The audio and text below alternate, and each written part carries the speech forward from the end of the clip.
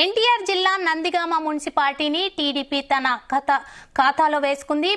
10వ ward councillor Mandapa Krishnamurthy municipal chairman గా ఎన్నికయ్యారు.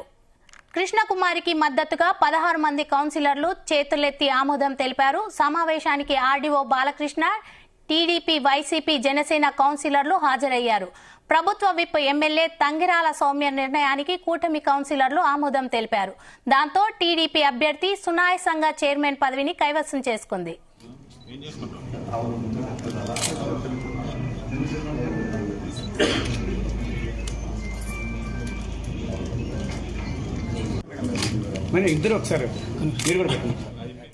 నందిగామ మున్సిపల్ చైర్మన్ ఎన్నిక అధిష్టానం అందరి ఆమోదంతో ఎన్నిక జరిగిందన్నారు. నూతన బోర్డుతో మున్సిపాలిటీని మరింత అభివృద్ధి చేయబోతున్నామన్నారు. నాసిరకం పనులు చేసి గత పాలకులు మున్సిపాలిటీని భ్రష్టు పట్టించారన్నారు. అయితే మున్సిపల్ చైర్మన్ పదవి ఆశించి భంగపడిన 8వ ward councillor Sakhamuri Swarnalatha voting లో పాల్గొన్న అనంతరం అక్కడి నుంచి వెళ్లిపోయారు. ఎన్నికల అధికారి ఆర్డీఓ బాలకృష్ణ నుంచి చైర్మన్ గా మండవ కృష్ణకుమారి నియామక పత్రాన్ని అందుకున్నారు.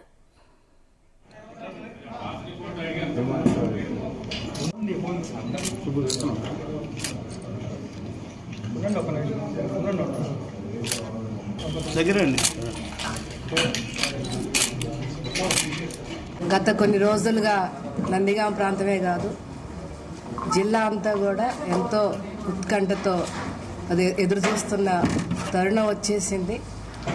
₹1 కోటి ప్రశ్న అని చెప్పి ఎంతో మంది మీమ్స్ కూడా తయారు చేశారు. నందిగామ మున్సిపల్ చైర్మన్ ఎవరని ఈరోజు మరి అందరి ఆమోదంతో పైన అధిష్టానం కానీ, అదేవిధంగా మున్సిపల్ మినిస్టర్ నారాయణరావు గారి ఆమోదంతో కానీ, గౌరవ ముఖ్యమంత్రి చంద్రబాబు నాయుడు గారి ఆమోదంతో కానీ, డిప్యూటీ సీఎం పవన్ కళ్యాణ్ గారి ఆమోదంతో కానీ, లోకేష్ బాబు గారి ఆమోదంతో కానీ, మరి ఇక్కడ చుట్టుపక్కల ఉన్న కౌన్సిలర్స్ ఆమోదంతో ఈరోజు ఘన విజయంతో నందిగామ మున్సిపల్ చైర్మన్గా మండవ కృష్ణకుమారి గారు ఏకగ్రీవంగా ఎన్నికయ్యారు.